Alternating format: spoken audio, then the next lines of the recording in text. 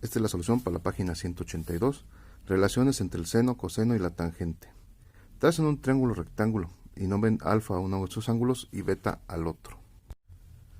En la página 183, inciso A, sin transportador, ¿cuánto deberían de medir esos ángulos alfa y beta?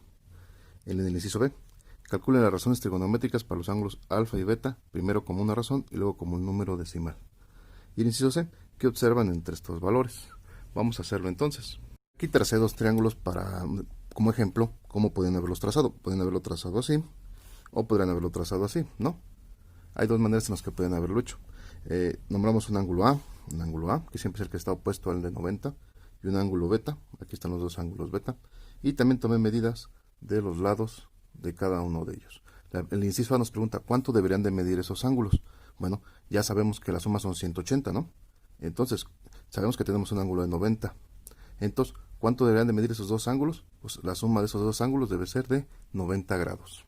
El inciso que sigue nos pide que calculemos las funciones del coseno y seno para cada triángulo, que el seno de alfa es igual al cateto opuesto sobre la hipotenusa, y el coseno es el cateto adyacente sobre la hipotenusa.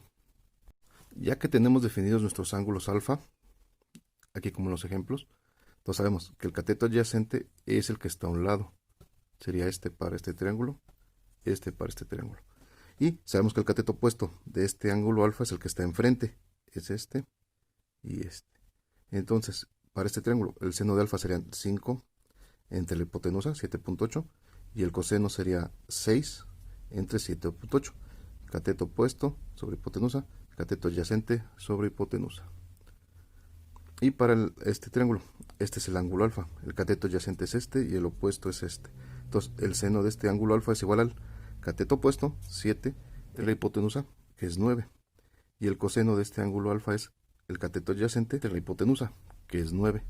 Luego nos pide que lo transformemos a decimales. Entonces aquí para este triángulo es 0.77 y periódico, y 0.61 y periódico. Este es para mi ejemplo, ¿no? Mientras que en mi otro triángulo, el seno de este ángulo alfa me dio 0.64 y el coseno de este ángulo es 0.76.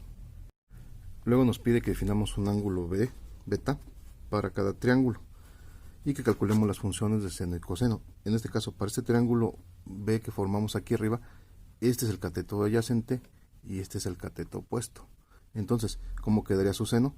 Sería el cateto opuesto, 6, entre la hipotenusa, que es 7.8.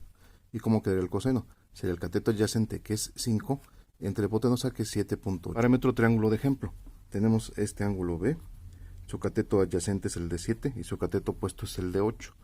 ¿Cómo queda entonces su función seno? Sería cateto opuesto, 5.5, entre la hipotenusa, que sería un 9. Y para el coseno sería cateto adyacente, 7, entre la hipotenusa, que es un 9. Me da a mí 0.61 el seno y 0.77 el coseno. Ustedes para sus triángulos tendrían que haber hecho estos mismos pasos.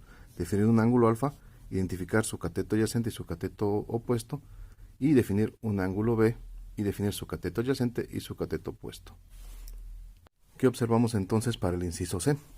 Que el seno del ángulo alfa es igual al coseno del ángulo beta y que el coseno del ángulo alfa es igual al seno del ángulo beta. O sea que se invierten los valores del seno y coseno de este ángulo con los de este. Aquí están ya las fórmulas, que el seno de alfa es igual al coseno de beta y el coseno de alfa es igual al seno de beta. Otro triángulo, también el seno de alfa es igual al coseno de beta y el coseno de beta es igual al seno de alfa. Entonces, su tarea va a estar correcta si estos valores son así, cruzados, ¿no? Si los valores coinciden su seno de alfa con su coseno, están bien. Si su coseno de alfa cosene con el seno de beta, van a estar bien. Entonces, en su triángulo, aunque no se parezcan a los míos, tienen que coincidir. Entonces, que el seno de este ángulo alfa es igual al coseno de este ángulo beta. Y que el coseno de este ángulo alfa debe ser igual al seno de este ángulo beta.